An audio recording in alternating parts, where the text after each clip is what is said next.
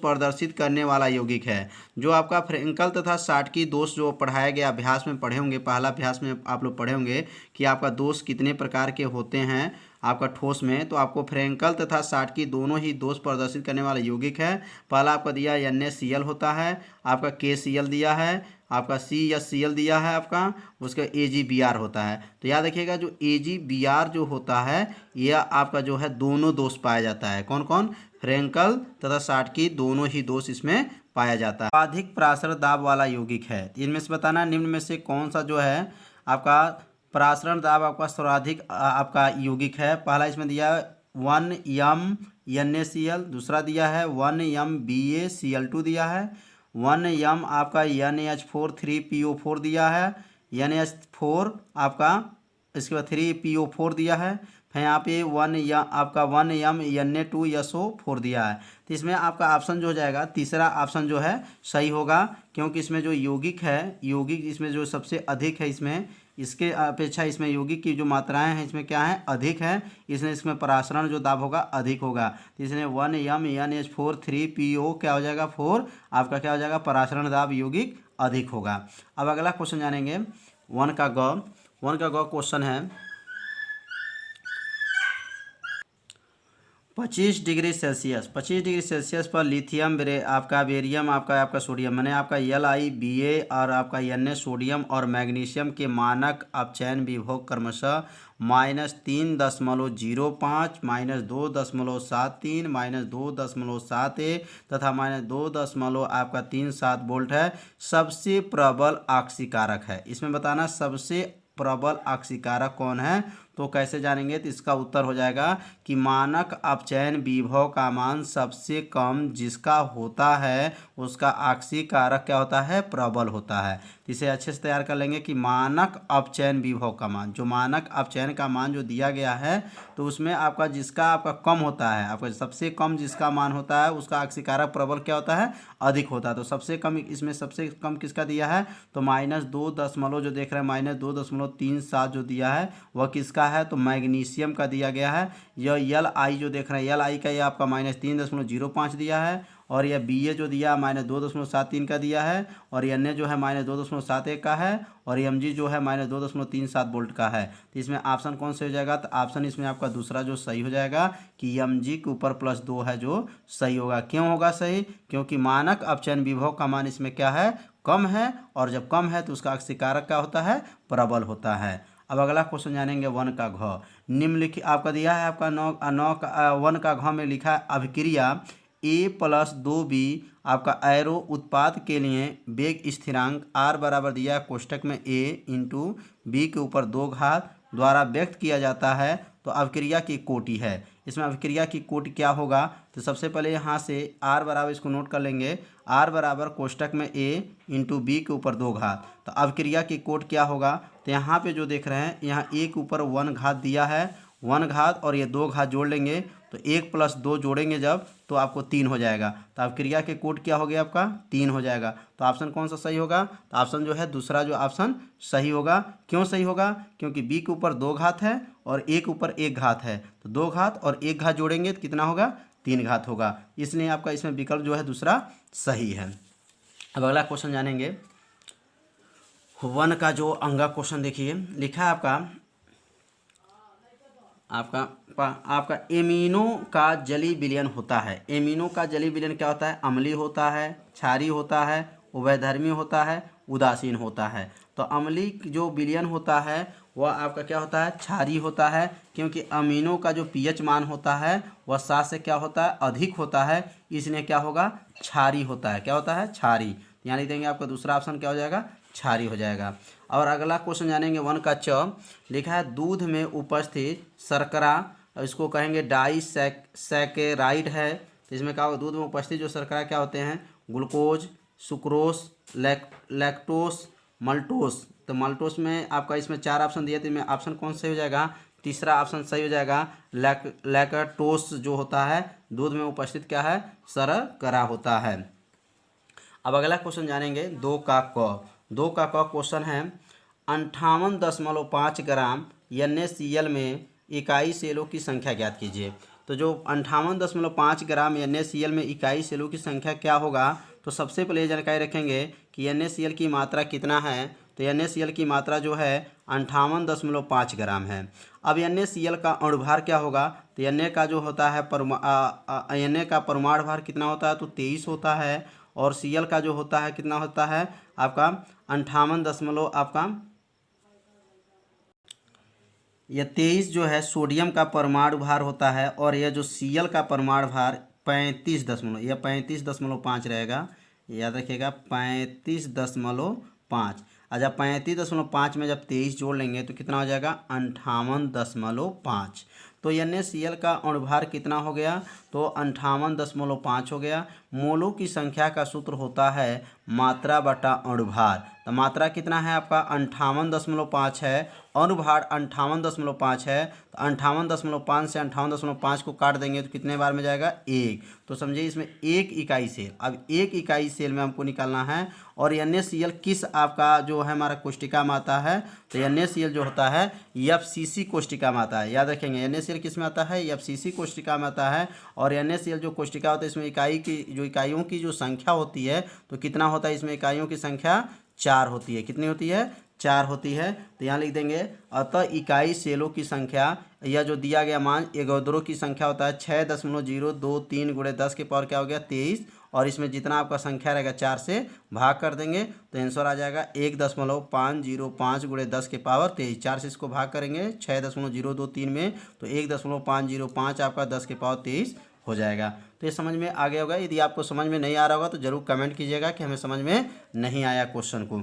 अब अगला क्वेश्चन दिया गया है 2 का ख क्वेश्चन, 3 ग्राम यूरिया, याद रखेंगे 3 ग्राम यूरिया को 100 ग्राम जल में घोलने पर जल के क्वथनांक में उन्नयन की गणना कीजिए। जल के लिए मोलल उन्नयन स्थिरांक का मान कितना दिया है 0.52 आपको केल्विन की ग्राम प्रति मोल है। तो यहाँ पे सबसे पहले जानेंगे कि यूरिया जो है कितना ग्राम है और जल कितना ग्राम है। तो जो यूरिया है तो समझिए यूरिया जो है विलय हो जाएगा, और जो जल है वह कौन हो जाएगा, विलायक हो जाएगा। तो ये लिखेंगे आपका विलय का द्रव्यमान, और यहाँ विलय का द्रव्यमान W से दिखाएंगे। और W बड़ा कितना हो जाएगा आपका 3 ग्राम। कितना ग्राम है आपका 3 ग्राम। अब विलायक का द्रव्यमान को बड़ा W से दिखाएंगे तो अब हो जाएगा विलायक का द्रव्यमान W 100 ग्राम। कितना हो गया आपका 100 ग्राम। अब यूरिया का सूत्र क्या होता है, तो यूरिया का सूत्र याद रखेंगे, यूरिया का सूत्र जो होता है NH2CO होता है। अब यहाँ NH2CO का पहले अणुभार निकालेंगे। तो अणुभार को m से प्रदर्शित करेंगे। तो अणुभार कैसे निकलता है, N का जो परमाणु भार होता है वो 14 होता है, और H का आपका 2 आपका H का 1 होता है ये, लेकिन यहाँ 2 से गुणा कर देंगे तो 2 गुणे 1 कर देंगे, प्लस करते चलेंगे। C का 12, O का 16, फिर N का आपका 14, फिर यहाँ पे H का 1 गुणे 2 कर देंगे। अब यहाँ 14 उतार देंगे, 2 1 का नम 2 हो गया, 12 उतर गया, 16 उतर गया, 14 उतर गया, 2 1 का नम 2, पूरा जोड़ेंगे कितना आ जाएगा 60 आ जाएगा। तो समझ में आ रहा होगा कि अणुभार कैसे निकला है। तो विलय का द्रव्यमान इस सवाल में कितना दिया है, तो विलय जो यूरिया है वो विलय है, और उसमें इसका मात्रा जो है 3 ग्राम दिया है, और जो जल है वो 100 ग्राम है, और यूरिया का जो अणुभार है वो 60 है। और यहाँ केपी मतलब आपको देखिए अब लिखा है मोलल उन्नयन स्थिरांक। तो मोलल उन्नयन स्थिरांक का मान कितना है 0.52 केल्विन किग्रा प्रति मोल है। तो यहाँ लिख देंगे केबी बराबर 0.52 आपका हो जाएगा किग्रा प्रति मोल है। इसमें किसका मान पूछ रहा है, तो इसमें याद रखेंगे आपका डेल टीवी का मान पूछ रहा है। अब यहाँ पे जो लिखेंगे नोट करेंगे, तो डेल टीवी बराबर आपको प्रश्नवाचक हो जाएगा, क्योंकि जल का आपका क्या पूछा है, जल का क्वथनांक का उन्नयन पूछ रहा है। तो उन्नयन किससे दिखाएंगे, डेल टीवी से। और डेल टीवी का सूत्र होता है 1000 गुणे केबी गुणे W बटा M गुणे W। तो यहाँ पे जो है 1000 को सबसे पहले उतार देंगे, और केबी का मान यहाँ देखिए केबी का मान जो दिया कितना दिया 0.52 के दिया है। तो 0. आपका 52 के दिया है, यहाँ पे 0.52 रख देंगे। उसके बाद से आपका यहाँ पर W का मान कितना निकला था, तो W का मान 3 निकला था, क्योंकि 3 किसका मान है, तो यूरिया का मात्रा है 3 ग्राम है। और यम जो है आपका अणुभार निकला है, अणुभार कितना निकला है 100 निकला है। और ये W का मान क्या है, तो यह जो है जल का जो हमारा आपका द्रव्यमान है, आपका द्रव्यमान कितना दिया गया था, आपका भार आपका 100 दिया गया था। क्वेश्चन पढ़े होंगे, क्वेश्चन एक बार और देख लीजिए। क्वेश्चन में क्या क्या मात्रा दिया है, आपका W का मान 3 रखना है, और बड़ा W का मान आपका 100 रखना है, और ये आपका अणुभार के जगह पे एम के जगह पे आपको 60 रखेंगे, केवी की जब 0.52 आप रखेंगे। ये मान रखने के बाद से अब यहाँ 3 जीरो दिखाई दे रहा होगा, एक यहाँ पर 2 जीरो और 1 जीरो, या 3 जीरो से 1000 खत्म हो जाएगा, 1000 कट जाएगा, यहाँ 2 जीरो और 1 जीरो से ख़त्म कर देंगे, यहाँ से 1 जीरो 1 जीरो 1 जीरो आपका ये फाइनल हो गया आपका। आपके ऊपर क्या बचेगा 0.52 बचेगा और नीचे आपका 3 बचेगा, और यहाँ ऊपर 3 बचेगा, नीचे आपका 6 बचेगा। तो उसके बाद से 6 को आपको जो है 3 से काटेंगे आपको, तो 3 दूना आपका 6, नीचे आपका 2 हो गया। अब 0.52 बटा 2, 2 से फें भाग कर देंगे तो आपका 0.52 का आधा कितना हो जाएगा, तो 0.26 केल्विन होगा। बहुत आसान है, बस एक बार समझ लीजिए। यह 2 जीरो से 3 जीरो से 3 जीरो नीचे है और 3 जीरो ऊपर है, कट जाएगा, और यहाँ 0.52 उतार देंगे, यहाँ से 3 उतारेंगे, 6 उतारेंगे, 3 को 6 काटेंगे, 2 से फिर इसको भाग कर देंगे, 0.26 केल्विन हो जाएगा। अब अगला क्वेश्चन दिया है 2 का ग, निम्नलिखित सेल EMF की गणना कीजिए। यहाँ पे आपका ZN दिया है, फिर आपका ZN के ऊपर प्लस है, फिर आपका CU के ऊपर +2, फिर आब्लिक आपका CO दिया है, फिर जबकि E0 आपका ZN के ऊपर प्लस, फिर आब्लिक ZN तथा CU के ऊपर +2, फिर आब्लिक CO का मान क्रमशः आपका -0.76 वोल्ट दिया है और यहाँ प्लस 0.34 वोल्ट है। इसकी सांद्रता 1 मोलर है। तो इसमें आपका EMF का मान ज्ञात करना है, मतलब आपको सेल का आपका विद्युतवाहक बल की गणना करना है। तो यहाँ सबसे पहले जानेंगे कि E0 कैथोड का मान इसमें कितना दिया है। तो कैथोड का मान इसमें दिया है, कैथोड मतलब प्लस, यहाँ का प्लस जो मान दिया है इसको कैथोड का मान 0.34 वोल्ट दिया है। तो E कैथोड बराबर लिख देंगे प्लस 0.34 वोल्ट। ये किसका मान है, तो E कैथोड का मान है। और E एनोड का मान कितना है, तो E एनोड का मान -0.76 आपका वोल्ट दिया है। E सेल बराबर प्रश्नवाचक हो गया, E सेल पर पूछा जा रहा है। अब सूत्र लिखेंगे E आपका सेल मान E के ऊपर 0 लिख करके आपका E सेल बराबर आपको हो जाएगा E कैथोड माइनस E ऊपर 0 आपका एनोड। यह फार्मूला होता है, E सेल का सूत्र हो जाएगा। अब यहाँ पे जो मान निकला है क्वेश्चन में आप देख रहे होंगे 0 आपका प्लस आपका 0.34 वोल्ट जो है E कैथोड का मान दिया है। तो 0.34 आपका E कैथोड का मान हो गया, माइनस उतर गया। E एनोड का मान क्या है, -0.76 है। फिर उसके बाद से माइनस और माइनस मिल करके क्या बनेगा, प्लस हो जाएगा। 0.34 हो गया और यहाँ 0.76 हो गया। दोनों को जब जोड़ेंगे तो कितना आ जाएगा, 1.10 वोल्ट होगा। तो समझ में आ गया होगा कि ई सेल का मान कैसे निकाला गया। अब अगला क्वेश्चन है आपका 2 का घ, टिंडल प्रभाव क्या है। बहुत IMP क्वेश्चन है। टिंडल प्रभाव क्या है, इसके कारण तथा इसके प्रभावित करने वाले 2 प्रमुख कारण लिखिए। तो टिंडल प्रभाव क्या है, इसका उत्तर जानेंगे। जब किसी कोलाइड विलयन, याद रखेंगे क्या रहेगा, जब किसी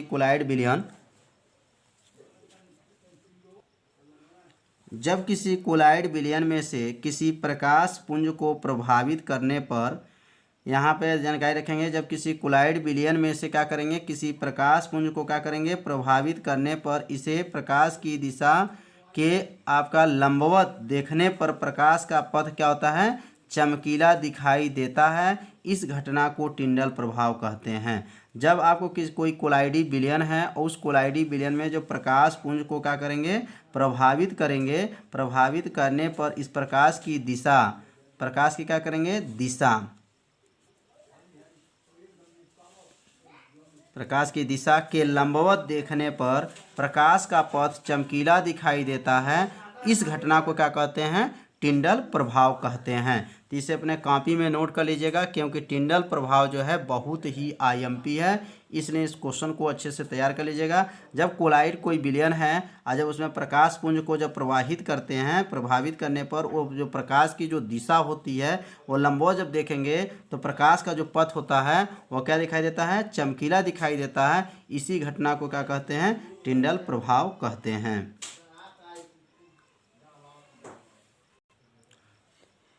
यहाँ प्रकाश पुंज जो है प्रभावित नहीं है, इसको थोड़ा सा बना लीजिएगा, मिस्टेक हो गया है। यहाँ जो है प्रवाहित है, आप याद रखेंगे प्रवाहित करने पर, जब इसके अंदर प्रकाश पुंज को क्या करेंगे, प्रवाहित करने पर इसे प्रकाश की दिशा के लंबवत देखने पर प्रकाश का पथ चमकीला दिखाई देता है। इस घटना को टिंडल प्रभाव कहते हैं। अब इसका अगला जानेंगे। टिंडल प्रभाव को प्रभावित करने वाले कारक। टिंडल प्रभाव को प्रभावित करने वाले कारक कौन कौन होते हैं? इसमें दो ये कारण आपको पूछा गया है, तो लिखेंगे टिंडल प्रभाव को प्रभावित करने वाले कारक जो हैं निम्न हैं। पहला जो है प्रकाश की तीव्रता। पहला क्या है? प्रकाश की तीव्रता। दूसरा जो दिया है कणों का आकार होता है। इसके प्रभावित करने वाले कारक कितने हैं? तो दो है। तो पहला जो हम लिखेंगे प्रकाश की तीव्रता होता है और दूसरा जो होता है कणों का आकार होता है।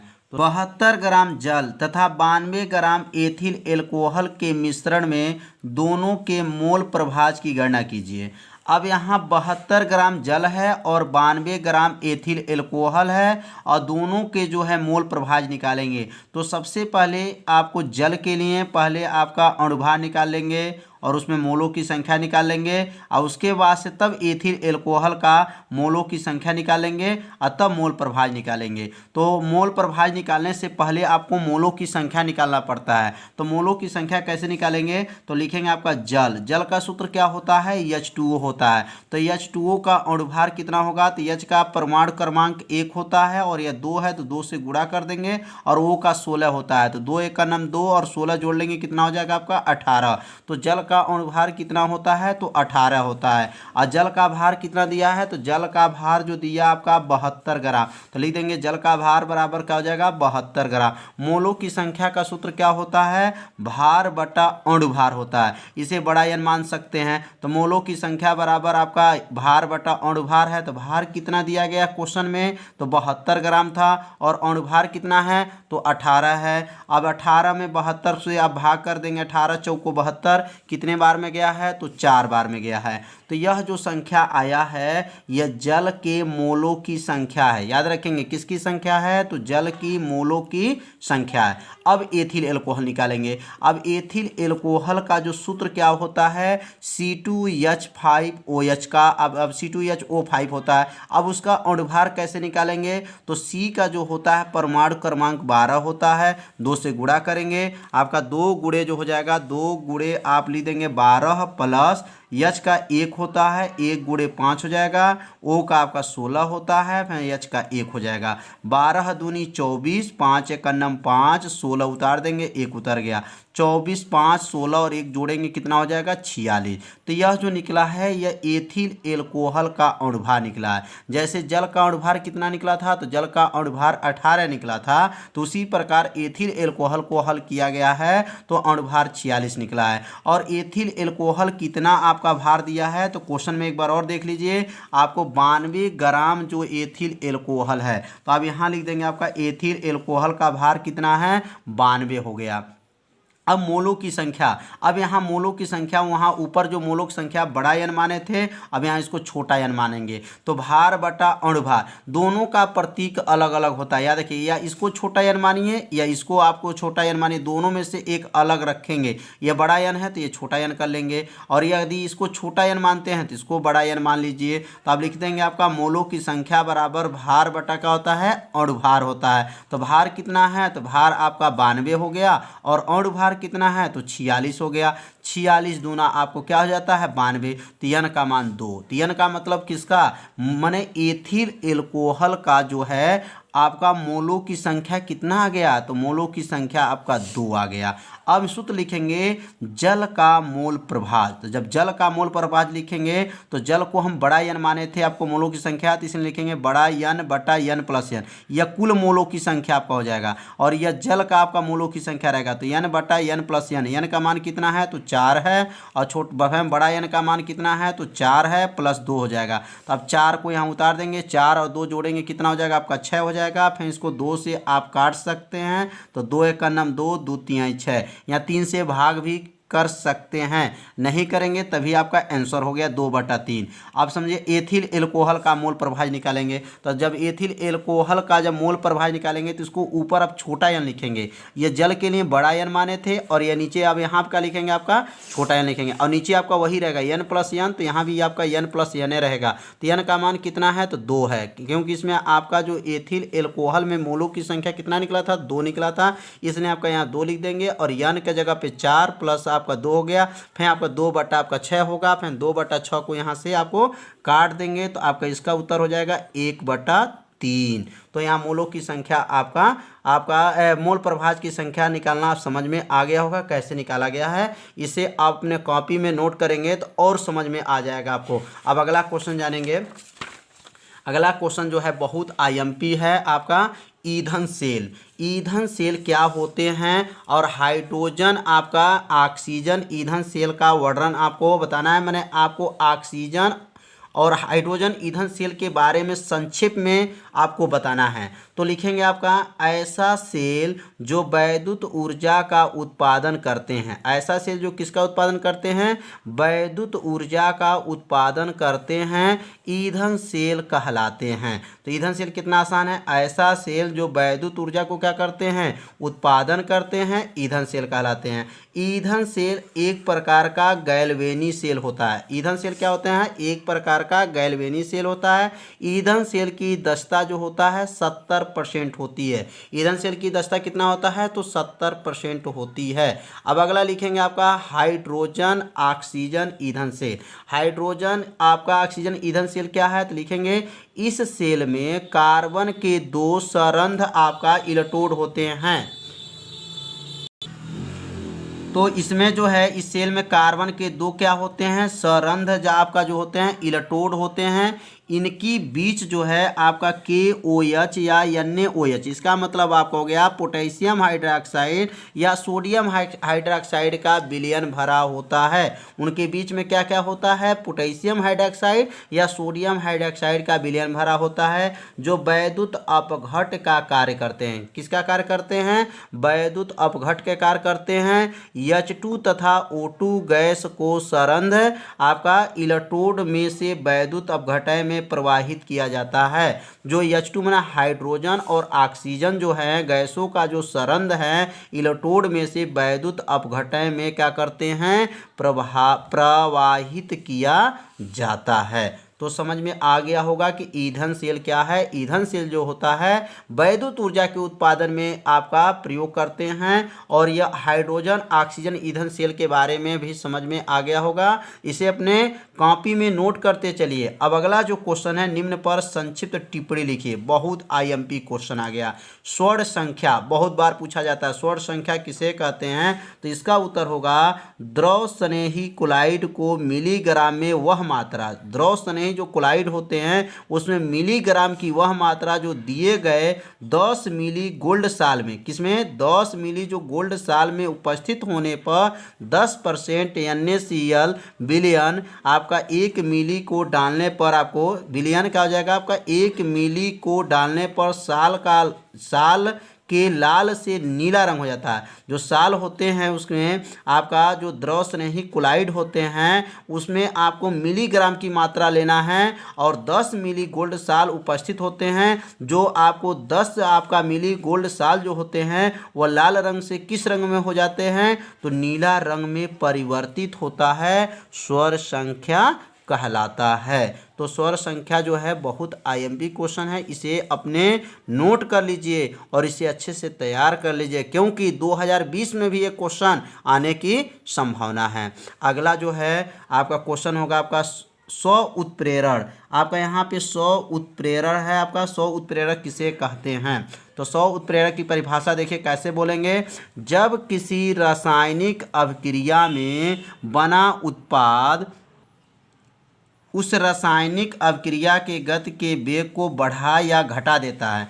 अब ध्यान देंगे, जो रासायनिक अभिक्रिया से जो उत्पाद बनता है वह उत्पाद की बात हो रही है। वह उत्पाद जो होता है अभिक्रिया के वेग को बढ़ा भी सकता है और घटा भी सकता है। उसी उत्पाद को क्या कहते हैं? स्व उत्प्रेरक कहते हैं। जैसे यहाँ पे जो केमिकल है CH3 COO C2H5 है और ये जल के साथ जब क्रिया किया गया है तो CH3 COOH है, माने एसिटिक अम्ल जब बना है तो यह एसिटिक अम्ल जो है उत्प्रेरक का कार्य कर रहा है, लेकिन इस अभिक्रिया के वेग को क्या कर रहा है? बढ़ा भी सकता है और घटा भी सकता है। यह स्व उत्प्रेरक का काम कर रहा है। यह उत्पाद है लेकिन यहाँ पे जो है उत्प्रेरक का कार्य भी कर सकता है। उसी को क्या कहते हैं? स्व उत्प्रेरक कहते हैं। अब अगला क्वेश्चन जानेंगे, उत्कृष्ट गैसों के अक्रिय होने के कारण बताइए। तथा हो जाएगा क्विलाइट खनिज में पाई जाने वाली उत्कृष्ट गैस का उपयोग लिखिए। तो यहाँ प्रश्न में जो है दो प्रश्न है, पहले उत्कृष्ट गैस को अक्रिय होने के कारण बताना है और तब उसके बाद से इसका उपयोग बताना है। तो लिखेंगे हीलियम को छोड़कर, याद करेंगे हीलियम को छोड़कर सभी उत्कृष्ट गैसों के अंतिम कोष में कितने इलेक्ट्रॉन होते हैं? 8 होते हैं। अक्रिय गैस जो होते हैं, अक्रिय गैस को ही उत्कृष्ट गैस भी कहा जाता है, लेकिन यहाँ ध्यान देना है कि हीलियम में आपके अंतिम क्लास में 2 इलेक्ट्रॉन होते हैं आपका, और शेष जो आपका उत्कृष्ट गैस होते हैं उनके अंतिम कोष में कितने होते हैं? आपका 8 इलेक्ट्रॉन होते हैं। तो इसको लिखा जाएगा कि हीलियम को छोड़कर सभी उत्कृष्ट गैस को अंतिम कोष में कितने इलेक्ट्रॉन होते हैं? 8 इलेक्ट्रॉन होते हैं, अर्थात इनका इलेक्ट्रॉनिक विन्यास जो होता है अस्थायी होता है। इसका इलेक्ट्रॉनिक विन्यास क्या होता है? अस्थायी होता है। हीलियम का प्रथम कोष ही अंतिम कोष होता है।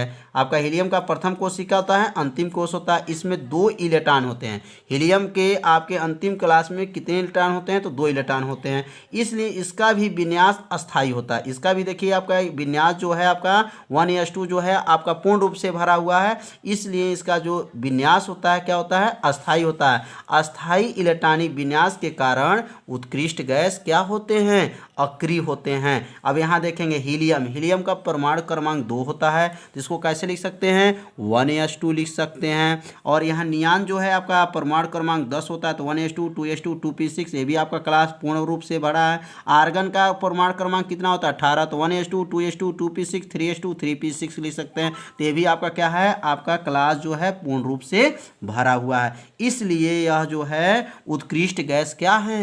अक्रिय गैस होते हैं। तो अब अगला इसमें क्वेश्चन था, क्यूलाइट खनिज में आपका इसका उपयोग बताना है। तो इसका उपयोग लिखेंगे आपका कि क्यूलाइट खनिज में हीलियम गैस पाई जाती है। क्यूलाइट खनिज में कौन सा आपका गैस पाई जाती है? तो हीलियम गैस पाई जाती है। इनका उपयोग जो है निम्न है। पहला इसका उपयोग करेंगे, इनका उपयोग जो है गुब्बारे, याद रखेंगे इनका उपयोग जो होता है गुब्बारों तथा वायुयान के टायरों में भरने के लिए किया जाता है।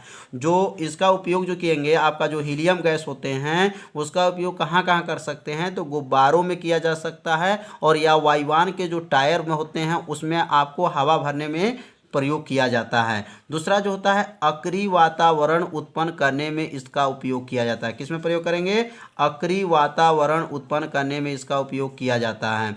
अब अगला क्वेश्चन जानेंगे, संक्रमण तत्व से आप क्या समझते हैं? इनके द्वारा अंतराकाशीय यौगिक तथा रंगीन आयन बनाने को स्पष्ट कीजिए। तो संक्रमण तत्व से आप क्या समझते हैं? तो बहुत आसान है। संक्रमण तत्व वे तत्व जिनके अंतिम electron n-1 into d orbital में प्रवेश करते हैं संक्रमण तत्व कहलाते हैं। संक्रमण तत्व क्या है? वे तत्व जिनके अंतिम इलेक्ट्रॉन जो होते हैं किस में जाते हैं? n-1 इंटू d ऑर्बिटल में प्रवेश करते हैं संक्रमण तत्व कहलाते हैं। अब यहाँ दूसरा इसमें प्रश्न था, अंतराकाशीय यौगिक और रंगीन आयन बनाने को स्पष्ट कीजिए। कई बार क्वेश्चन में ऐसे आता है कि संक्रमण तत्व अंतराकाशीय यौगिक कैसे बनाते हैं या रंगीन आयन क्यों बनाते हैं, तो वो ऐसे क्वेश्चन जो आते हैं तो इसका उत्तर ध्यान से समझेंगे तो आपको उत्तर याद हो जाएगा। तो अंतराकाशीय यौगिक का बनना, संक्रमण धातु कुछ छोटे परमाणुओं जैसे आपका हाइड्रोजन, नाइट्रोजन और कार्बन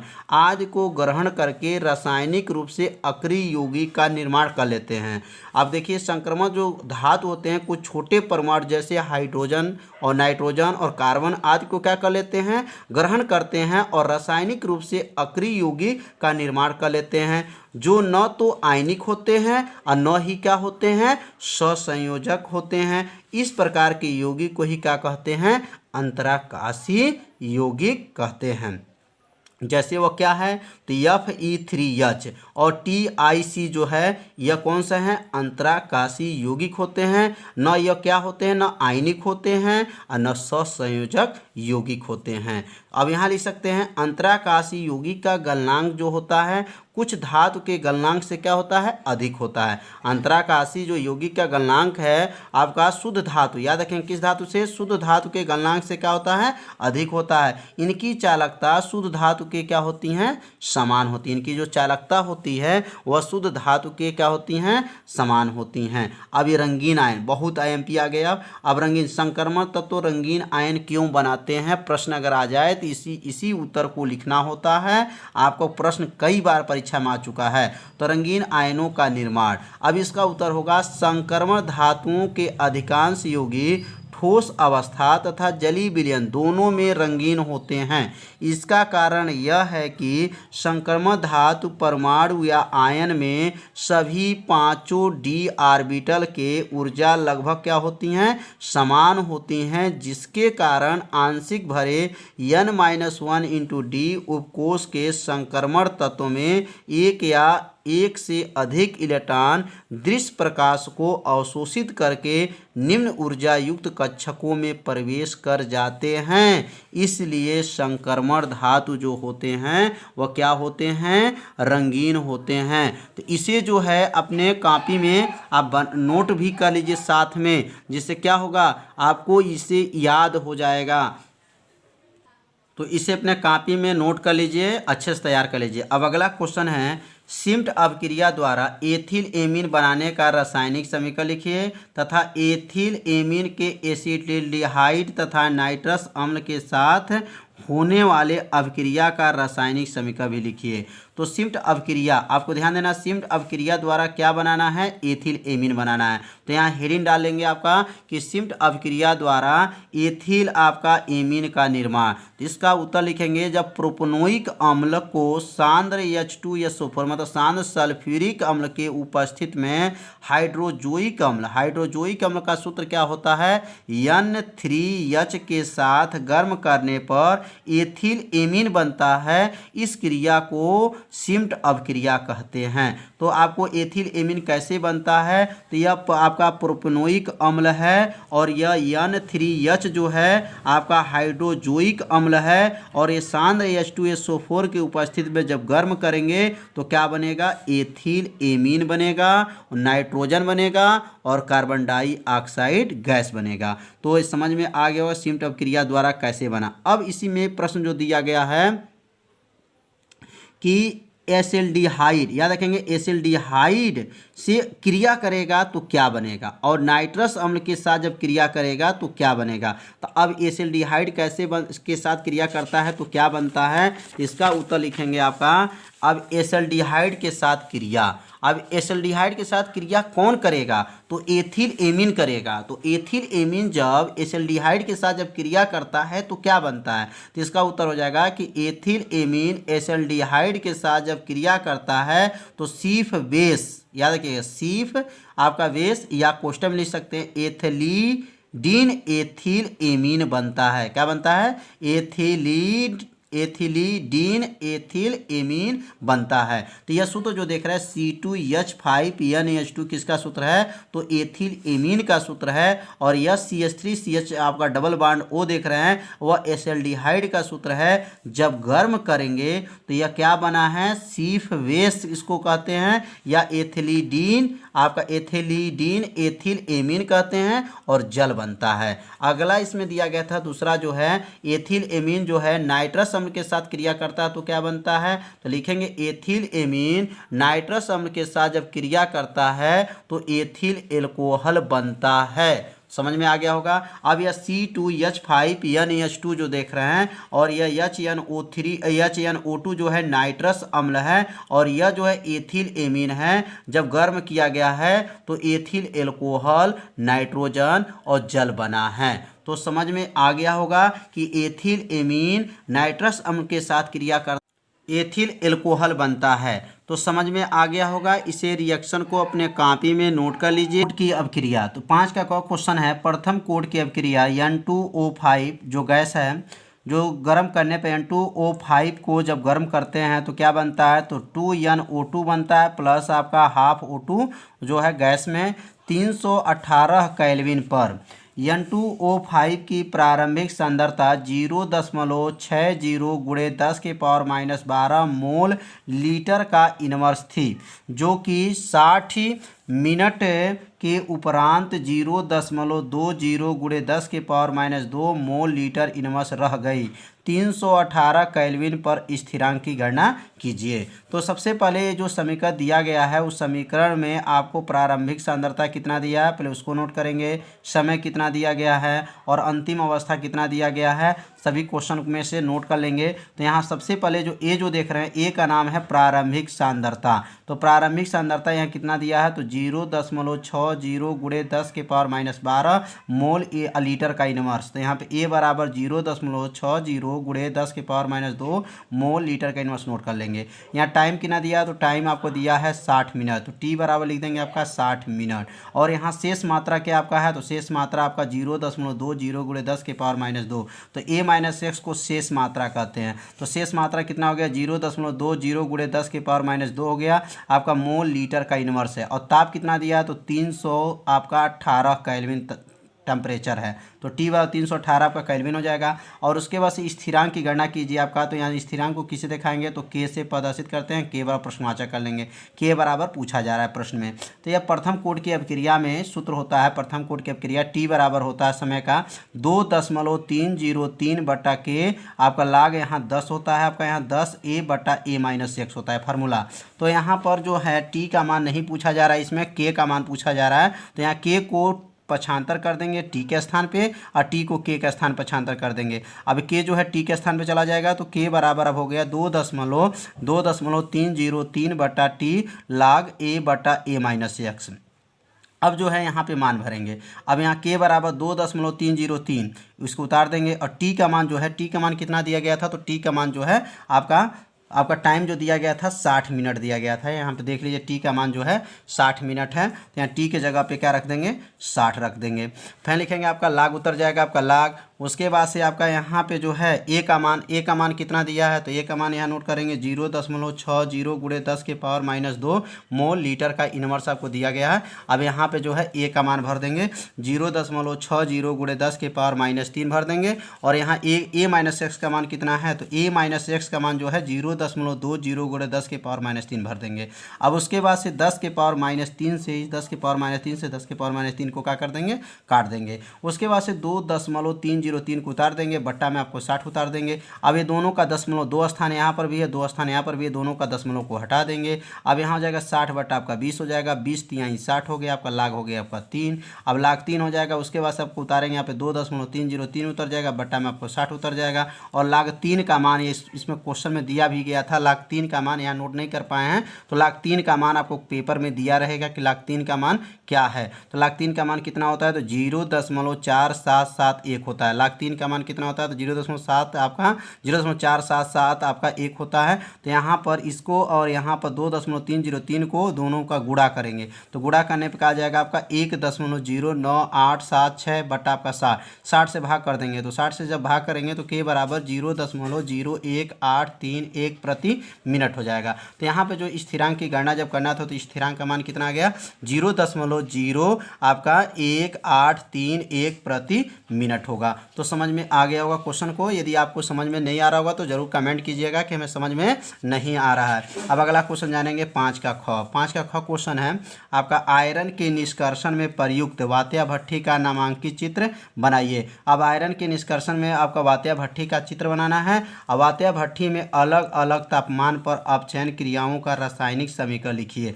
जो वात्या भट्ठी में जो अलग अलग तापमान पे जो अपचयन क्रियाएं होती हैं उसको रासायनिक समीकरण भी लिखना है। तो पहले वात्या भट्ठी का चित्र जानेंगे, कैसे चित्र इसका होता है।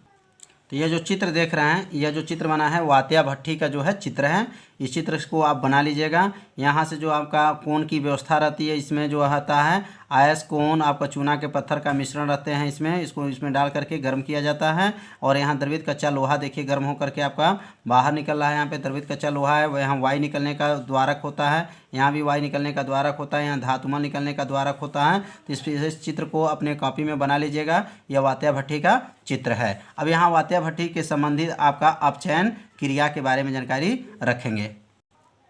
तो वात्या भट्ठी का चित्र समझ में आ गया होगा और अपने कॉपी में किताब में देख लीजिएगा वात्या भट्ठी का कैसे चित्र बना है, उसको अच्छे से तैयार कर लीजिए।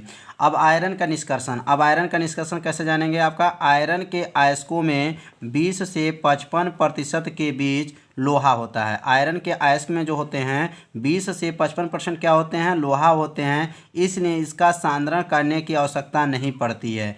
हल्की अशुद्धियाँ जैसे रेत, मिट्टी आदि का पृथक्करण विधि द्वारा उसको क्या कर लेते हैं, अलग कर ली जाती है। तो यहाँ आयरन का जो निष्कर्षण होता है उसमें 20 से 55% के बीच में लोहा होता है। इसमें सांद्रण करने की आवश्यकता नहीं होती है, क्योंकि इसमें जो होती हैं हल्की अशुद्धियाँ होती हैं, जैसे रेत है, बालू है, मिट्टी है, इस पर चिपके होते हैं, उसे पृथक्करण विधि द्वारा से इसको क्या कर सकते हैं, अलग कर सकते हैं। अब वात्या भट्ठी में अलग अलग तापमान पर अपचयन का समीकरण आप पढ़ेंगे कि आपका वात्या भट्ठी में जो अलग अलग टेम्परेचर है उस पर अपचयन की समीकरण क्या बनेगा। तो अपचयन खंड क्या होता है, तो अपचयन खंड के बारे में जानकारी रखेंगे।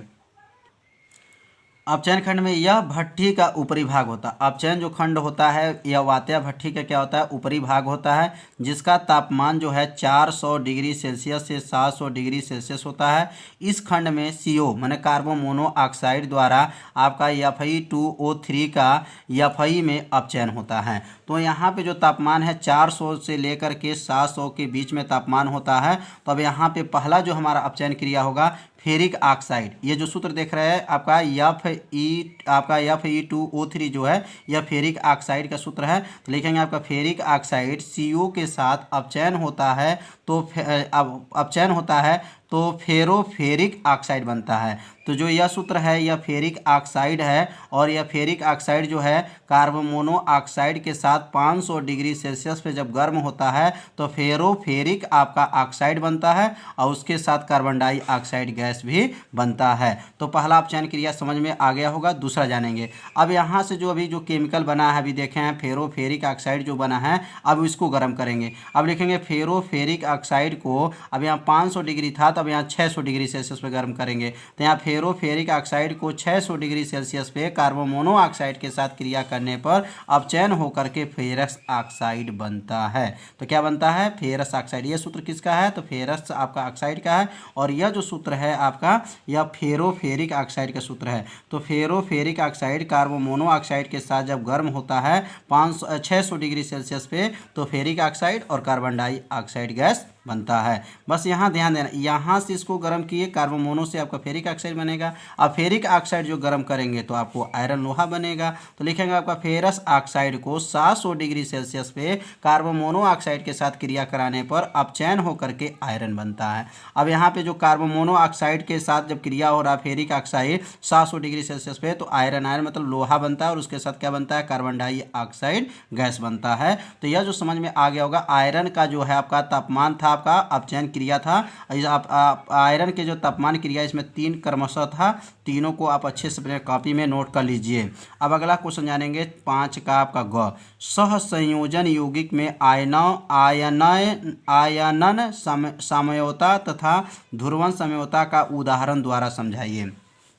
यहाँ इस क्वेश्चन में जो है 2 क्वेश्चन है, आयनन समयोता और ध्रुवण समयोता के बारे में बताना है। अब यहाँ पे आयनन समयोता क्या है, तो लिखेंगे आपका 2 या 2 से अधिक ऐसे उप सहसंयोजन यौगिक जिनके अणुसूत्र समान होते हैं। याद रखिएगा, जिनके यौगिक जो होते हैं अणुसूत्र क्या होते हैं, समान होते हैं, परंतु वह भिन्न आयनन व्यवहार प्रदर्शित करते हैं। मतलब यहाँ पे 2 या 2 से आप अधिक आपका उप सहसंयोजन यौगिक रहेंगे, इसके अणुसूत्र भी समान होंगे, परंतु उनके भिन्न आयनन व्यवहार प्रदर्शित करते हैं, आयनन समायवी कहलाते हैं। इस प्रकार के घटना को आयनन समयोता कहलाती हैं। तो इसमें जो होता है आयनन जो समयोता का मतलब यह होता है कि इसमें जो अणुसूत्र लेंगे वह समान होते हैं, परंतु उसके जो आयनन व्यवहार जो प्रदर्शित करते हैं आपका भिन्न भिन्न आयनन व्यवहार प्रदर्शित करते हैं। तो अब इसको उदाहरण के बारे में जानकारी रखेंगे कि इसका उदाहरण कौन कौन है।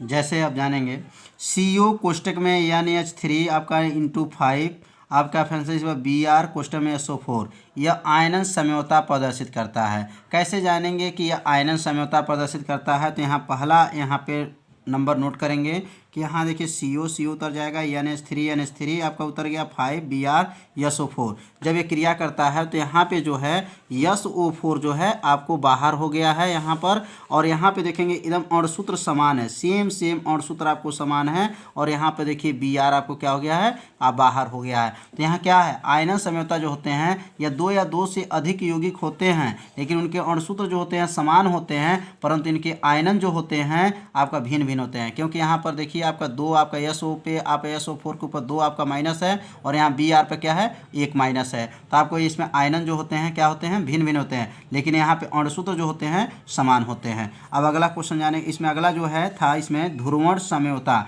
अब ध्रुवण समयोता क्या है तो लिखेंगे आपका ऐसे उप सहसंयोजन योगी जिनमें असम्मित तत्व उपस्थित होते हैं ध्रुवण या प्रकाशीय समयोता कहलाते हैं। ऐसे उप सहसंयोजन योगी जिनमें क्या हों असम्मित तत्व उपस्थित होते हैं ध्रुवण या प्रकाशीय समयोता कहलाते हैं। जैसे जो है CO कोष्टक में आपका EN नीचे आपका 3 उसके पावर जो है 3 आपका प्लस, जो यह जो एग्जाम्पल है किसका उदाहरण है तो वह ध्रुवण समयोता का उदाहरण है। अब अगला क्वेश्चन जानेंगे 5 का घ।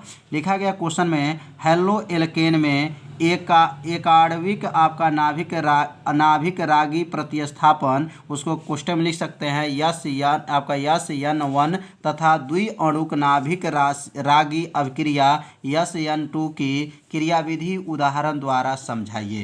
तो इसमें जो क्वेश्चन दिया गया है एकाणविक नाभिक रागी प्रतिस्थापन अभिक्रिया के बारे में जानकारी पहले रखेंगे और उसके बाद से द्विअणुक नाभिक रागी अभिक्रिया के बारे में जानकारी रखेंगे। बहुत आसान है, बस एकाध अक्षर जो है बदला हुआ है, दोनों की परिभाषा जो एकदम सेम है।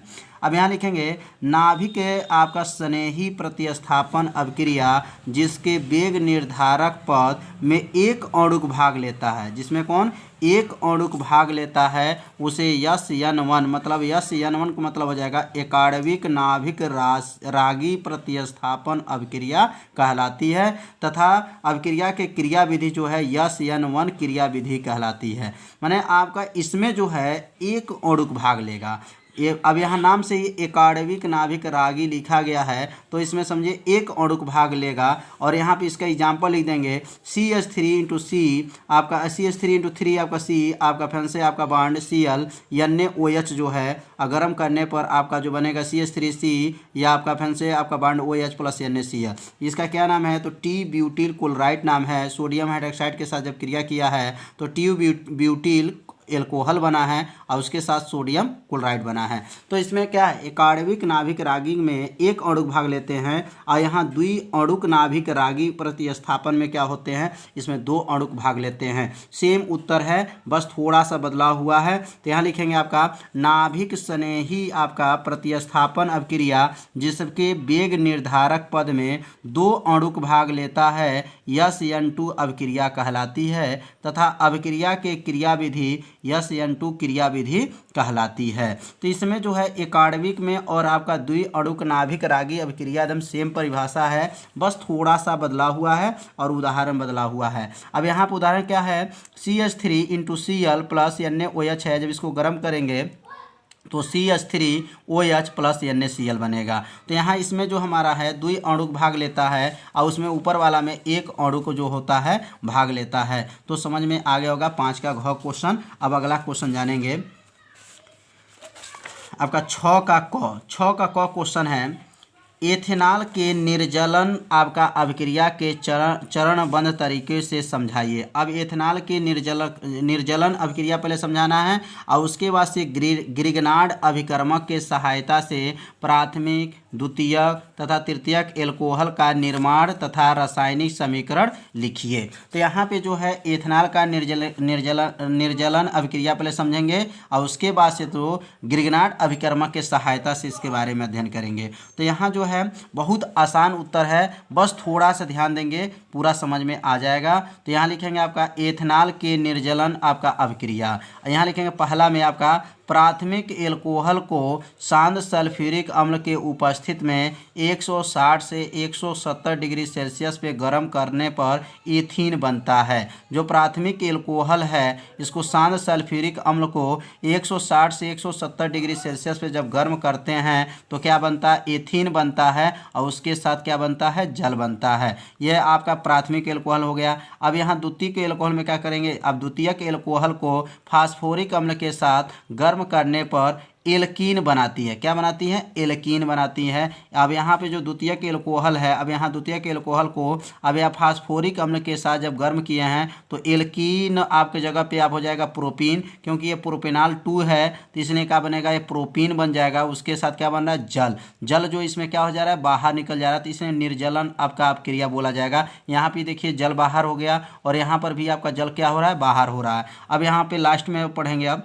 तृतीयक एल्कोहल को फास्फोरिक अम्ल के साथ 358 केल्विन पर गर्म करने पर एल्कीन बनता है। क्या बनता है? एल्कीन। यह तृतीयक एल्कोहल को फास्फोरिक आपका अम्ल के साथ गर्म करते हैं 358 आपका केल्विन पर गर्म करते हैं तो आपको क्या बनता है? एल्कीन बनता है और उसके साथ जो जल है बाहर निकल जाता है। तो यह जो है तीनों जो है एथेनॉल का निर्जलन आपका अभिक्रिया था। अब जो है थोड़ा सा कठिन है, ग्रिगनार्ड अभिक्रियक जो है थोड़ा सा टफ है, लेकिन ध्यान देंगे तो ये भी पूरा समझ में आ जाएगा। अब यहाँ पे लिखेंगे ग्रिगनार्ड अभिकर्मक के सहायता से प्राथमिक, द्वितीयक तथा तृतीयक एल्कोहल का निर्माण।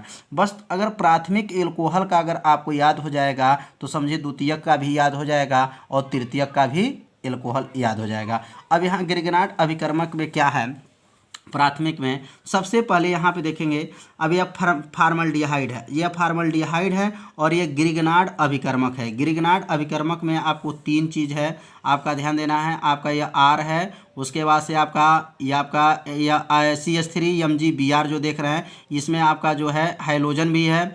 आपका CH3Mg जो Br जो देख रहे हैं इसमें 3 चीज़ मिलकर के जब बना है तो उसी को क्या कहेंगे? ग्रिगनार्ड अभिकर्मक कहते हैं।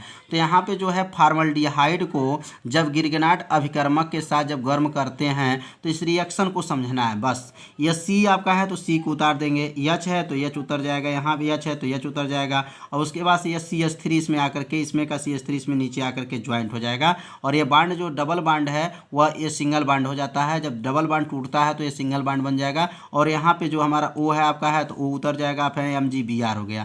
फिर आपका जब इसको जब गर्म करेंगे, अब देखिए कितना आसान है, जब इसको गर्म करेंगे और H2O के उपस्थित में तो क्या बन जाएगा? प्राथमिक एल्कोहल बनता है और उसके साथ प्राथमिक एल्कोहल बन जाएगा और इसको Mg, उसके बाद यहाँ पे Br आपका OH लिख देंगे। तो ये रिएक्शन को थोड़ा सा अगर ध्यान देते हैं तो ग्रिगनार्ड अभिकर्मक में प्राथमिक एल्कोहल समझ में आ जाएगा। उसी प्रकार एकदम द्वितीयक है, थोड़ा सा बदलाव करेंगे तो द्वितीयक एल्कोहल आपको समझ में आ जाएगा। अब थोड़ा सा द्वितीयक एल्कोहल में आपको देख लिया जाए ग्रिगनार्ड अभिकर्मक में। यहाँ पे देखेंगे अभी प्राथमिक में और द्वितीयक में ध्यान दीजिए। अब ये द्वितीयक एल्कोहल है, द्वितीयक एल्कोहल में तो प्राथमिक एल्कोहल और द्वितीयक एल्कोहल में बस थोड़ा सा ध्यान देना है। यहाँ देखिए H है और यहाँ पे क्या है? CH3 है, बस यही ध्यान देना है। तो और पूरा रिएक्शन सेम रहेगा, बस थोड़ा सा बदलाव हो गया। तो यहाँ पे फार्मल्डिहाइड लिया गया, यहाँ पे क्या लिया गया? फार्मल्डिहाइड लिया गया, यहाँ पे एसीटेल्डिहाइड लिया जाएगा। यह जो है जिसका नाम जो है एसीटेल्डिहाइड है और यहाँ पे है जो फार्मल्डिहाइड है। तो जो फार्मल्डिहाइड जो है ग्रिगनार्ड अभिकर्मक के साथ जब गर्म होता है तो क्या बना, यहाँ पे ध्यान देंगे और यहाँ पे देखेंगे। यहाँ H है तो इसलिए यहाँ पे H लिखेंगे, यहाँ CH3 है तो यहाँ पे लिखेंगे CH3 लिखेंगे, ऊपर H है तो H हो गया, C हो गया, बॉन्ड हो गया, OMG देखिए Br आपका हो गया, Br हो गया, फिर उसके बाद नीचे CH3, नीचे CH3 है आपका। तो सिर्फ कहाँ बदला हुआ है? तो यहाँ पे CH3 हो गया, पहले यहाँ पे H था अब CH3 कर दिए हैं। तो अगर प्राथमिक एल्कोहल समझ में आ जाएगा तो एकदम उसी प्रकार एकदम द्वितीयक एल्कोहल है, बस थोड़ा सा ध्यान देना है। इसे अपने कॉपी में पहले लिख लीजिएगा तो जिससे आपको पूरा और समझ में आ जाएगा। उसके बाद से जब जल के साथ जब क्रिया करते हैं, जल के साथ अब यहाँ पे क्रिया हो रहा है, जल के उपस्थित में जब गर्म होता है तो यहाँ क्या बना है? प्राथमिक एल्कोहल बना। क्या बना है? आप देखिए C, फिर यहाँ पे H आपका CH3 OH। इसी तरह यहाँ पर भी अगर देखेंगे तो CH3 तब हो जाएगा, आपका H हो जाएगा, CH3 आपका OH हो गया। बस बदलाव क्या हुआ? H था तो बस CH3 कर देंगे। Mg तो Mg आपका रहेगा, Br आपका ऊपर है, Br आपका OH आपका है, सेम आपका है, बस एक जगह बदलाव हुआ है, बस यहाँ पे CH3 हो गया। पहले हमारा क्या था? H था, तो नाम भी बदल जाएगा। पहले फार्मल्डिहाइड था तो यहाँ लिखेंगे प्राथमिक एल्कोहल में बोलेंगे कि जब ग्रिगनार्ड अभिकर्मक फॉर्मल्डिहाइड के साथ क्रिया करता है तो प्राथमिक एल्कोहल बनता है। तो यहाँ प्राथमिक एल्कोहल को समझ में आ गया होगा। तो अब यहाँ द्वितीयक जो है एकदम देख लीजिए एकदम सेम है, बस थोड़ा सा बदलाव है। इसी प्रकार तृतीयक भी है आपका, थोड़ा सा बदलाव उसमें हुआ है। तो ये में द्वितीयक एल्कोहल में क्या बोलेंगे, गिरगनाट अभिकर्मक एसिल्डिहाइड के साथ क्रिया करने पर द्वितीयक एल्कोहल बनता है। तो इस रिएक्शन को जब लिखेंगे अपने कॉपी में तभी समझ में और आ जाएगा, इसलिए इस रिएक्शन को अपने कॉपी में उतार लीजिएगा और इससे पहले प्राथमिक को उतार लीजिएगा और उसके बाद से तब द्वितीयक को उतारेंगे तो इससे क्या हो जाएगा, पूरा समझ में आ जाएगा। अब यहाँ तृतीयक देख लीजिए। अब तृतीयक एल्कोहल में क्या है, आपको लिखेंगे गिरगनाट अभिकर्मक। अब लिखेंगे गिरगनाट अभिकर्मक एसीटोन के साथ आपका एसीटोन के साथ आपका गर्म कराने पर तृतीयक एल्कोहल बनता है। यह जो है आपका यह एसीटोन है। अब एसीटोन जो है ये गिरगनाट अभिकर्मक हो गया। अब गिरगनाट अभिकर्मक के साथ जब गर्म किया जाता है तो हमारा जो है तृतीयक एल्कोहल बनता है। तो उसमें भी जो रिएक्शन लिखा गया था आपका द्वितीयक में ध्यान दीजिए, आपका CH3 था तो यहाँ पर भी आपका क्या है CH3 है आपका है। और यहाँ पे देखिए CH3 आपका हो जाएगा CH3, बस ऊपर देखिए CH3 है तो ऊपर CH3 आपका हो गया, नीचे CH3 OMGBr फिर जल के साथ क्रिया करते हैं तो आपको यहाँ पर देखिए CH3 फिर बस H है तो CH3 बस हो गया। बस इसमें क्या हुआ, सिर्फ CH3 यहाँ पे सिर्फ इसमें H था और यहाँ पे क्या हो गया आपका CH3 हो गया, बस यही आपका बदलाव हुआ है। आपका CH3 आपका हो गया। सेम आपका है प्राथमिक द्वितीयक तृतीयक सेम है, थोड़ा थोड़ा बदलाव हुआ है, इसलिए अपने कॉपी में जब नोट करेंगे इससे क्या होगा पूरा समझ। फिनाल के अम्लीय प्रकृति को स्पष्ट कीजिए और फिनाक्साइड आयन की अस्तित्व का कारण समझाइए। तो यहाँ आपका फिनाल का अम्लीय प्रकृति क्या है इसको स्पष्ट करना है। तो इसका उत्तर होगा फिनाल को जल में घोलने पर हाइड्रोजन धन आयन तथा फिनाक्साइड आयन देता है जो अनुनाद के कारण अस्थायी होता है, इसलिए फिनाल क्या होते हैं, अम्लीय होता है। तो कितना आसान उत्तर है, फिनाल को जल में घोलने पर क्या मिलता है, हाइड्रोजन धन आयन बनता है तथा फिनाक्साइड आयन देता है जो अनुनाद के कारण क्या होते हैं, अस्थायी होते हैं, इसलिए फिनाल क्या होते हैं, अम्लीय होते हैं। जब यहाँ फिनाल जो होते हैं आपका जल के उपस्थिति में जब गर्म करते हैं तो यह फिनाक्साइड बना है और यह हमारा क्या बना है, हाइड्रोजन धन आयन बना है। अब अगला क्वेश्चन जानेंगे आपका इसका दूसरा प्रश्न। अब दूसरा प्रश्न है लिखा गया क्वेश्चन, दूसरा क्वेश्चन आपका जो दिया गया है, निम्नलिखित को कैसे प्राप्त करेंगे, केवल रासायनिक समीकरण लिखना है। केवल आपको क्या रखना है, रासायनिक समीकरण लिखना है। इसमें क क्वेश्चन है फिनाल से पिक्रिक अम्ल कैसे बनता है। फिनाल से पिक्रिक अम्ल को बनाने की विधि पूछा जा रहा है, केवल आपको रासायनिक समीकरण लिखना है। तो यहाँ नीचे हिंदी में नोट कर लेंगे, आपको समझाने के लिए हिंदी को लिखा गया है कि फिनाल को आपको लिखेंगे फिनाल नाइट्रिक अम्ल के साथ H2SO4 के उपस्थिति में गर्म करने पर पिक्रिक अम्ल बनता है। पिक्रिक अम्ल कैसे बनता है, जब ये फिनाल को जब आपको नाइट्रिक अम्ल के साथ जब गर्म करते हैं किसके उपस्थिति में, तो सल्फ्यूरिक अम्ल के उपस्थिति में जब गर्म करते हैं तो ये पिक्रिक आपका अम्ल बनता है और उसके साथ क्या बनता है, जल बनता है। यह किसका सूत्र है, तो फिनॉल का सूत्र है। और यह किसका सूत्र है, तो नाइट्रिक अम्ल है। और ये आपको सल्फ्यूरिक अम्ल के साथ जब क्रिया किया गया है तो पिक्रिक अम्ल बना है। इस अपने कॉपी में रिएक्शन को नोट करते चलेंगे। अगला जो दूसरा जो क्वेश्चन इसमें ख क्वेश्चन है, फिनाल को बेंजोक्विनोन कैसे बनता है। तो लिखेंगे इसका उत्तर होगा फिनाल को वायु के उपस्थिति में गर्म करते हैं तो बेंजोक्विनोन बनता है। अब यहाँ पे जो फिनाल है यह देख रहे हैं फिनाल का सूत्र है और यह ऑक्सीजन के उपस्थिति में जब गर्म किया गया है तो बेंजोक्विनोन आपको बना है। इस रिएक्शन को नोट कर लेंगे साथ में, जिससे आपको क्या होगा पूरा आपको समझ में आता रहेगा। अब अगला क्वेश्चन है 6 का आपका ख, क्या होता है जब, केवल रासायनिक समीकरण लिखना है। बहुत आसान तरीकों से इसको बताया जाएगा आपको, इसलिए इस वीडियो को आप लोग पूरा देखिए जिससे आपको पूरा रिएक्शन समझ में आ जाए। तो मेथनेल को आपका मेथेनल की क्रिया अमोनिया से होती है। तो आपको बताना है जब मेथेनल जो है क्रिया करता है अमोनिया से तो क्या बनता है। तो इसका उत्तर हो जाएगा जब आपको मेथनल अमोनिया के साथ जब क्रिया करता है तो मेथिल एमीन बनता है। क्या बनता है, मेथिल एमीन बनता है। यह सूत्र किसका है, तो CH3OH जो होता है मेथनल का सूत्र होता है और अमोनिया का सूत्र क्या होता है, तो NH3 होता है। जब गर्म करेंगे तो क्या बनेगा, मेथिल एमीन बनता है और उसके साथ क्या बनता है, जल बनता है। तो ये रिएक्शन को साथ में नोट करते चलिएगा जिससे आपको क्या होगा पूरा रिएक्शन समझ में आ जाएगा। अब दूसरा जो क्वेश्चन था, मेथनल को कास्टिक सोडा के साथ गर्म करते हैं तो क्या बनता है। तो जब इसका उत्तर हो जाएगा जब मेथनल आपको कास्टिक सोडा के साथ जब गर्म करते हैं तो सोडियम मेथॉक्साइड बनता है। क्या बनता है, सोडियम मेथॉक्साइड बनता है और उसके साथ हाइड्रोजन गैस भी बनता है। तो यहाँ पे लिख देंगे आपका ये सूत्र जो देख रहे हैं मेथनॉल का सूत्र है। और मेथनॉल जब होता है सोडियम हाइड्रोक्साइड के साथ जब क्रिया करता है तो क्या बना है, सोडियम मेथॉक्साइड बना है और हाइड्रोजन गैस बना है। समझ में आ रहा होगा।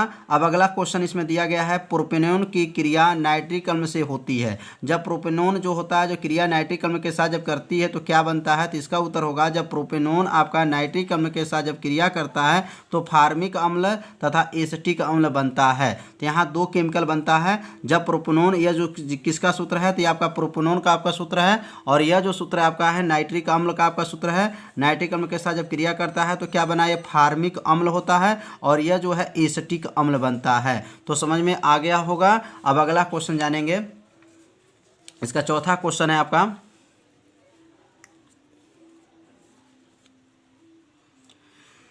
एथेनोइक अम्ल को P2O5 के साथ गर्म करते हैं। जब एथेनोइक अम्ल को P2O5 के साथ जब गर्म करते हैं तो क्या बनता है, तो इसका उत्तर होगा एथेनोइक अम्ल जब P2 आपका O5 के साथ गर्म करते हैं तो आपको एसिटिल आपका क्लोराइड बनता है। क्या बनता है, जब एथेनोइक अम्ल जब आपका P2O5 आपको P2O5 के साथ जब गर्म करते हैं तो क्या बनता है, तो एसिटिक क्लोराइड बनता है। इस रिएक्शन में थोड़ा सा मिस्टेक हो गया है। यहाँ पर जो है P2O5 क्वेश्चन में दिया गया था, लेकिन जो क्रिया यहाँ पे हुआ है PCl5 से हो गया है। तो यहाँ पे जो है थोड़ा सा सुधार कर लिया जाएगा। यहाँ पे जो है P2O5 नहीं रहेगा, यहाँ पे जो है PCl5 आप लोग बना लीजिएगा। और इसके बाद PCl5 के साथ जब क्रिया करेंगे तो आपको क्या क्या बनेगा, PCl5 के साथ जब क्रिया करेंगे तो आपको एसिटिक आपका क्लोराइड बनेगा। तो यहाँ पे आपका CH3COOH है जो एथेनोइक अम्ल है, PCl5 के साथ क्रिया किया गया तो एसिटिक क्लोराइड बनता है। तो थोड़ा सा मिस्टेक है। अब यहाँ पे जो है एथेनोइक अम्ल जो अभी को बताया गया मिस्टेक वाला, इसको सुधार कर दिया गया है। अब यहाँ पे जो है एथेनोइक अम्ल को P2O5 के साथ क्रिया करते हैं तो क्या बनता है, तो एथेनोइक अम्ल जो है P2O5 के साथ उपस्थित में जब गर्म करते हैं तो एथेनोइक एनहाइड्राइड बनता है। क्या बनता है, एथेनोइक एनहाइड्राइड बनता है। ये जो सूत्र देख रहे हैं ये किसका सूत्र है, तो एथेनोइक अम्ल का सूत्र है। और P2O5 के उपस्थिति में जब गर्म करेंगे तो यहाँ का बनेगा आपका एथेनोइक एनहाइड्राइड बनता है। तो वहाँ ऊपर जो चौथा में जो आपका जो मिस्टेक हो गया था इसको सुधार कर दिया गया है। अब यह चाहे तो एक क्वेश्चन यहाँ से भी बन सकता है कि एथेनोइक अम्ल जो PCl5 के साथ जब गर्म करते हैं तो क्या बनता है, तो एथेनोइक अम्ल जो PCl5 के साथ गर्म करते हैं तो क्या बनता है, एसिटिक क्लोराइड बनता है। अगला क्वेश्चन जानेंगे आपका पांचवा, बेंजेल्डिहाइड को कास्टिक सोडा के उपस्थिति में फेनिल मेथिल कीटोन के साथ गर्म करते हैं तो क्या बनता है। तो यहाँ पे जो है इसका उत्तर होगा, बेंजेल्डिहाइड को कास्टिक सोडा के उपस्थिति में फेनिल मेथिल कीटोन के साथ गर्म करते हैं तो बेंजल एसीटोफिनाल तथा जल बनता है। तो क्या क्या बनता है, तो समझ में आ गया होगा कि जब बेंजल्डिहाइड जब कास्टिक सोडा के उपस्थिति में जब गर्म होता है तो क्या बनता है, तो बेंजल एसीटोफिनाल तथा जल बनता है। तो यहाँ पे जो रिएक्शन देख रहे हैं यहाँ पर या C6H5CHO जो देख रहे हैं, बेंजल्डिहाइड को कास्टिक सोडा के उपस्थिति में जब गर्म किए हैं तो यह जो सूत्र बना है यह किसका सूत्र है, बेंजल एसीटोफिनाल तथा जल बनता है। अब यहाँ 6 का जो ख का 8वां क्वेश्चन है, निम्नलिखित अभिक्रियाओं को टिप्पणी लिखिए। बहुत IMP है, हर साल के पेपर में आता है, इसे अच्छे से आप लोग तैयार कर लीजिएगा क्योंकि हर साल के पेपर में देखेंगे तो इसमें से आपका अपक्रिया हमेशा पूछा जाता है।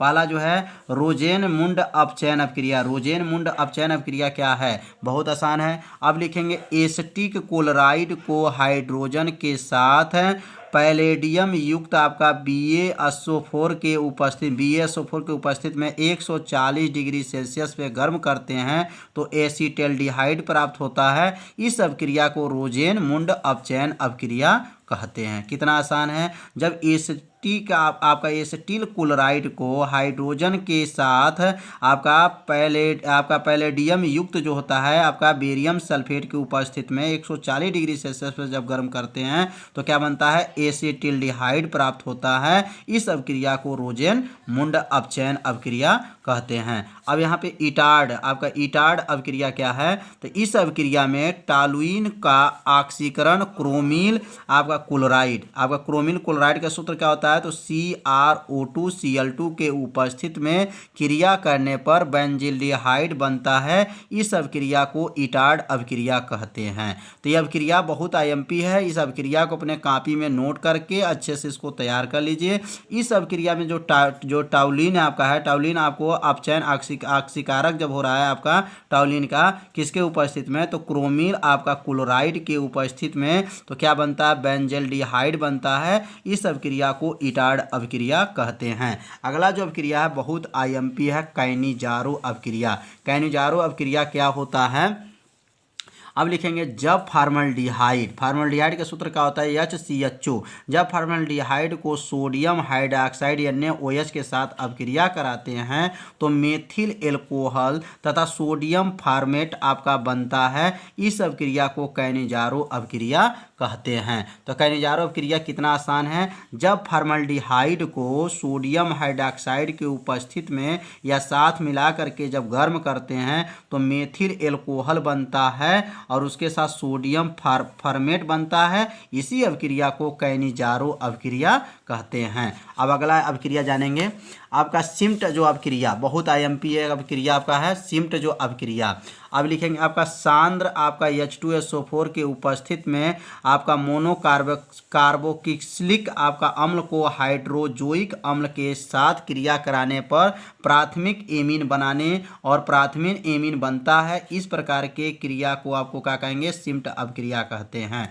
जो यह एसिटिक अम्ल जो है आपका, एसिटिक अम्ल में आपका हाइड्रोजोइक अम्ल के साथ जब क्रिया करते हैं किसके उपस्थित में, तो सल्फ्यूरिक अम्ल के उपस्थित में जब गर्म करते हैं तो क्या बनता है, प्राथमिक एमीन आपका बनता है। ऐसी प्राथमिक एमीन को ही कौन अभिक्रिया कहते हैं, तो सिम्ट अभिक्रिया कहते हैं। यह जो सिम्ट अभिक्रिया देख रहे हैं यह हमेशा परीक्षा में पूछा है, 2018 में, 2019 में, 2020 में भी ये क्वेश्चन आने की संभावना है। इसलिए इस अभिक्रिया को आप लोग तैयार कर लीजिए। अगला जो जानेंगे आपका क्रॉस एल्डोल संघनन। क्रॉस एल्डोल संघनन क्या होता है, जब दो समान आपका एल्डिहाइड या कीटोन, या आपका दो समान एल्डिहाइड लीजिए या कीटोन को दो अणु आपस में संयुक्त होकर एक ऐसा यौगिक बनाते हैं जिसमें एल्कोहल के अणु विद्यमान होते हैं, एल्डोल संघनन अभिक्रिया कहलाते हैं। अब यहाँ पे CH3CHO फैन CH3CHO मतलब यहाँ डबल क्यों लिखे हैं, क्योंकि यहाँ लिखा गया है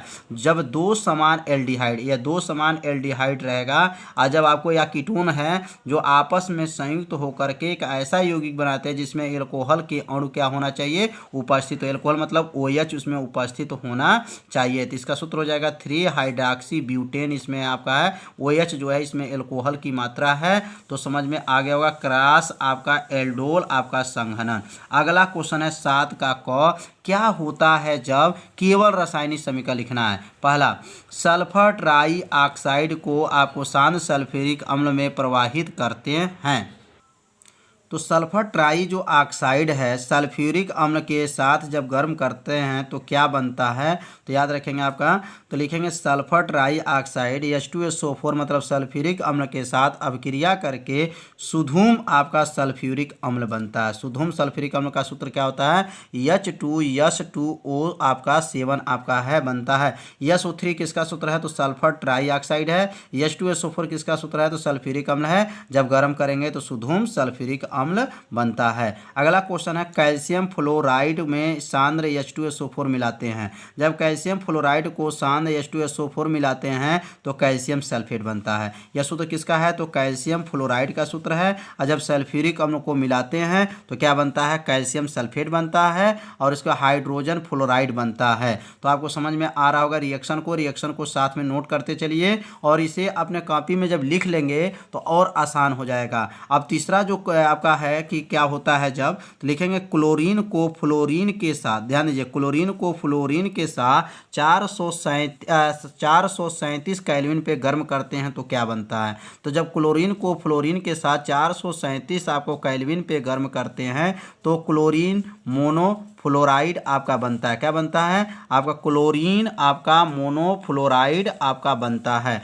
यह सूत्र किसका है, तो Cl2 जो है क्लोरीन है और यह फ्लोरीन है। 400 आपका 400 जो है यहाँ पर 437, कितना है 437 केल्विन पे जब गर्म करेंगे तो क्या बना है आपका है, तो आपका ये बना है क्लोरीन मोनोफ्लोराइड बना है। अब अगला क्वेश्चन है, आप फिर से देखिए, अब यहाँ पे 437 था, यही क्वेश्चन में आपको 573 दे दिया गया। 573 केल्विन पे क्या बनता है, तो लिखेंगे आपका प्रश्न है क्लोरीन को फ्लोरीन के साथ 573 केल्विन पे गर्म करते हैं तो क्या बनता है। तो जब क्लोरीन को फ्लोरीन के साथ 573 केल्विन पे गर्म करते हैं तो क्लोरीन ट्राई फ्लोराइड बनता है। क्या बनता है, क्लोरीन ट्राई फ्लोराइड बनता है। ये क्लोरीन का सूत्र Cl2 होता है और ये आपका फ्लोरीन होता है। कितने डिग्री सेल्सियस पे गर्म करेंगे, तो 573 आपको केल्विन आप पे ताप पे गर्म करेंगे तो क्लोरीन ट्राई फ्लोराइड बनता है। अगला क्वेश्चन है, अगला क्वेश्चन इसमें जो है XeF4 तथा O2F2 को 143 केल्विन ताप पर अभिकृत कराते हैं। जब आपका XeF4 और O2F2 के साथ जब आपको 143 डिग्री सेल्सियस पर गर्म कराते हैं तो क्या बनता है, तो यहाँ लिखेंगे FeX4 तथा O2O5 को 143 केल्विन ताप पर अभिकृत कराते हैं तो जीनान आपका जीनान हेक्सा फ्लोराइड तथा ऑक्सीजन बनता है। क्या क्या बनता है, जीनान आपको हेक्सा फ्लोराइड तथा ऑक्सीजन बनता है। यह किसका सूत्र आपका हो गया, आपका यहाँ से लिखेंगे आपका XeF4 आपको उतर जाएगा, O2 आपका F2 से आप दोनों मिला करके 143 केल्विन पे गर्म करेंगे तो जीनान हेक्सा फ्लोराइड और क्लोरीन बनता है। अब अगला क्वेश्चन 7 का जो क का 8वां क्वेश्चन है, आप निम्नलिखित में से कैसे प्राप्त करेंगे। आप कैसे प्राप्त करेंगे, पहला फेरस सल्फेट से फेरिक सल्फेट। अब देखिए फेरस सल्फेट से फेरिक सल्फेट कैसे बनता है, तो इसका उत्तर होगा जब फेरस सल्फेट सल्फ्यूरिक अम्ल के साथ आपको सल्फ्यूरिक अम्ल और आपको हाइड्रोजन पेरोक्साइड, 3 केमिकल यहाँ मिलाना है। आपका फेरस सल्फेट सल्फ्यूरिक अम्ल और हाइड्रोजन पेरोक्साइड को जो मिलाते हैं तो फेरिक सल्फेट बनता है। क्या क्या बनता है, फेरस सल्फेट को जब सल्फ्यूरिक अम्ल और हाइड्रोजन पेरोक्साइड को मिलाते हैं तो फेरिक सल्फेट बनता है। इस रिएक्शन को नोट कर लीजिएगा। अगला दूसरा जो है XeF4 से XeO3 के साथ, अब XeF4 जल के साथ जब गर्म करते हैं तो XeO3 बनता है। यहाँ पे Xe4 है और यहाँ जल के साथ जब क्रिया किए हैं तो आपको XeO3 बना है। और उसके साथ रिएक्शन को आप लोग संतुलित भी अपने कॉपी में जब लिखिएगा तो आप लोग संतुलित करिएगा। यदि संतुलित में कोई भी अगर दिक्कत होता है तो आप कमेंट जरूर कीजिएगा कि हमें समझ में नहीं आ रहा है। इस रिएक्शन को अपने कॉपी में लिख करके चेक कीजिए कि दोनों पक्ष आपका संतुलित है कि नहीं है। अब अगला क्वेश्चन जो इसमें है आपका तीसरा, कापर सल्फेट से कापर फास्फाइड। कापर सल्फेट से कापर फास्फाइड कैसे बनता है, तो कापर सल्फेट फास्फिन के साथ क्रिया करता है तो कापर फास्फाइड बनता है। कापर सल्फेट जो है फास्फिन के साथ क्रिया करता है तो क्या बनता है, कापर फास्फाइड बनता है। ये किसका सूत्र है, CuSO4 कापर सल्फेट है और ये किसका सूत्र है, तो फास्फिन का सूत्र है। और जब इसको गर्म किया गया तो क्या बना है, कापर आपको फास्फाइड बना है। अगला जो क्वेश्चन है आपका है बेरियम आपका एजाइड से बेरियम। बेरियम एजाइड से बेरियम कैसे प्राप्त करेंगे, तो बेरियम एजाइड को जब गर्म करते हैं तो आपको बेरियम तथा नाइट्रोजन बनता है। यह बेरियम एजाइड का सूत्र होता है 2BaN3 जो है बेरियम एजाइड को जब गर्म करेंगे तो आपको बेरियम बनता है और उसके साथ क्या बनता है, नाइट्रोजन गैस बनता है। अगला क्वेश्चन जो है अमोनिया से नाइट्रिक अम्ल। अब अमोनिया से नाइट्रिक अम्ल जब बनाते हैं तो इसमें 3 चरण आपको चलना पड़ेगा तब जाकर के रिएक्शन पूर्ण होता है। तो यहाँ लिख देंगे अमोनिया ऑक्सीजन के साथ जब गर्म करते हैं तो नाइट्रिक अम्ल बनता है। अब अमोनिया जो ऑक्सीजन से केवल नहीं अब क्रिया करता जो है आपका अमोनिया जब यहाँ ऑक्सीजन से जब क्रिया किया गया है तो आपको नाइट्रिक आपका ऑक्साइड आपको बना है और उसके बाद से नाइट्रिक ऑक्साइड जो ऑक्सीजन के साथ जब क्रिया करता है तो नाइट्रोजन डाइऑक्साइड बनता है और नाइट्रोजन डाइऑक्साइड जब जल के साथ क्रिया करता है तो नाइट्रिक आपका अम्ल बनता है। तो ध्यान दीजिए इसमें आपका जो है 3 आपका समीकरण लिखना पड़ेगा तब जा करके जो अभिक्रिया पूर्ण होगा।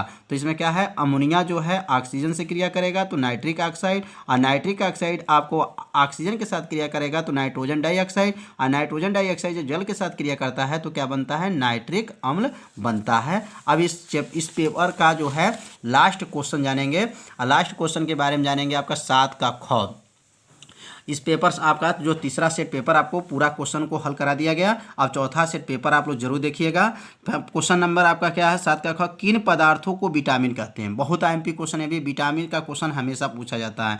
तो विटामिन आपका किन पदार्थों को विटामिन कहते हैं। विटामिन के वर्गीकरण, स्रोत तथा दैनिक जीवन में महत्व, माने विटामिन किसे कहते हैं इसकी परिभाषा बताना है और विटामिन का वर्गीकरण बताना है और उसके जीवन में आपका महत्व क्या है इसके बारे में बताना है। तो इसका उत्तर होगा वे कार्बनिक यौगिक जो प्रोटीन, कार्बोहाइड्रेट तथा वसा, ये एवं लिख सकते हैं, एवं वसा से अलग हो तथा स्वास्थ्य एवं शारीरिक वृद्धि एवं पाचन क्षमता को बनाए रखने में सहायता करते हैं, विटामिन कहलाते हैं। तो विटामिन क्या होते हैं, वे कार्बनिक यौगिक जो प्रोटीन को, कार्बोहाइड्रेट तथा वसा से क्या हों, अलग हों तथा स्वास्थ्य एवं शारीरिक वृद्धि एवं पाचन क्षमता को क्या करते हैं, बनाए रखने में सहायता करते हैं, विटामिन कहलाते हैं। विटामिन के वर्गीकरण या विटामिन के प्रकार, तो विटामिन का वर्गीकरण मुख्य रूप से आपका दो है। पहला आपका है जल में विलय विटामिन होता है और एक वसा में विलय विटामिन होता है। तो जल में विलय विटामिन कौन कौन होते हैं, तो लिखेंगे विटामिन बी तथा सी जो होते हैं जल में विलय विटामिन होते हैं। विटामिन बी और सी याद रखिएगा, कंपटीशन में भी पूछा जाता है कि जल में घुलनशील विटामिन कौन कौन से होते हैं। तो जल में घुलनशील विटामिन बी तथा क्या होते हैं, सी होते हैं। अब अगला जो है वसा में विलय विटामिन कौन कौन से होते हैं। तो वसा में जो विटामिन होते हैं, विटामिन आपको याद रखेंगे आपका ए, डी, ई, के। अब बस इसमें बी और सी को हटा देना है। आपका ए, डी, ई तथा के वसा में विलय विटामिन होते हैं। तो जल में आपका विलय विटामिन समझ में आ गया होगा। अब वसा में भी विलय विटामिन समझ में आ गया होगा। अब अगला इसमें जो है महत्व लिखेंगे कि दैनिक जीवन में विटामिन का क्या महत्व है। तो लिखेंगे विटामिन वास्तव में जैव उत्प्रेरक है जो शरीर में होने वाली क्रियाओं को क्या करता है, उत्प्रेरित करता है। क्या करता है, उत्प्रेरित आपको करता है, यहाँ पे उत्प्रेरित करती है। आपको समझ में आ गया होगा कि दैनिक जीवन में विटामिन का महत्व कहाँ क्या है। तो ये समझिए आपका पूरा पेपर समाप्त हो गया।